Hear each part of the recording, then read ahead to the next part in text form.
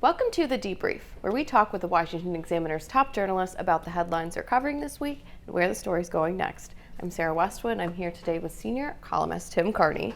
And Tim, now that you know the emotional reaction among Democrats to the Dobbs decision from the Supreme Court is done, they're starting to put forward some more concrete responses to that, especially in Washington. There's discussion about how to codify some of the Roe protections. What are some of those responses that we're seeing? Well, first, when the decision leaked, they tried to push a bill that had already been in the works, which was really a dramatic bill that even would strike down conscience protections. Like, it would make it clear that a Catholic hospital would have to perform an abortion. That didn't get a majority, and it's not a popular bill, and so they've moved away from that. So the question is, should the Democrats reach out and try to get some Republicans on board with a more modest bill, or should they keep pushing aggressive legislation? And there's a big debate. Should they try to pass something, or should they just do a messaging bill going into the November elections?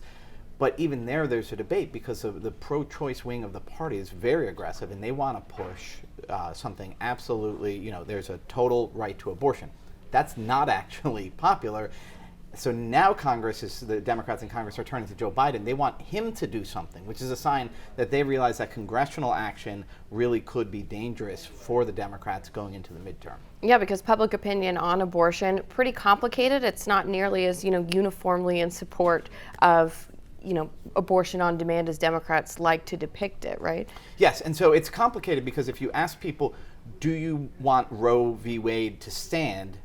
An easy majority said yes. But then if you ask them about what Roe v. Wade did, say, should a state be allowed to outlaw abortion at 15 weeks, which was the very question in Dobbs, most people say yes. In fact, the most recent poll by Harvard and the Harris poll found that over 70% of Americans would support in their own state a ban on abortion after 15 weeks, except for cases of rape and incest that would be allowed after 15 weeks. But that's what Mississippi had passed.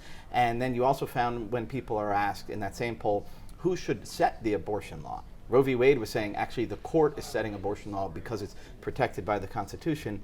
Dobbs said, no, it's up to the states.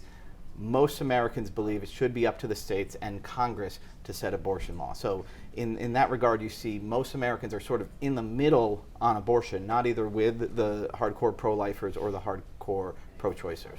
And finally, one of the new fronts in this abortion fight is a pushback, led by Senator Elizabeth Warren right now against these crisis pregnancy centers that help women who choose to keep their babies. She's, for example, fighting Google to try to get them to suppress the search results for crisis pregnancy centers. Why are Democrats going after them, and do you think that they could be successful in that? It really seems like it undermines the claim to be pro-choice when you're trying to diminish the choice to go to a center that's going to help you keep your baby, provide maternal care, provide care for the babies, provide free stuff is what one of the things these do, is give away maternity clothes, baby toys, swings, baby clothes, etc. Why go after those? Well, you have to understand Planned Parenthood is also a business, and it's a big supporter of the Democrats. And these things are competitors with the abortion industry. You don't think of abortion as being an industry, but it's an industry, and it's very politically involved. And so Elizabeth Warren is worried about the growing clout of the competitors, so to speak, which are these centers that are pro-life and provide care for women in crisis pregnancies. Well, Tim, thank you so much for being here today. You can get more writing from Tim and the rest of the commentary team at washingtonexaminer.com.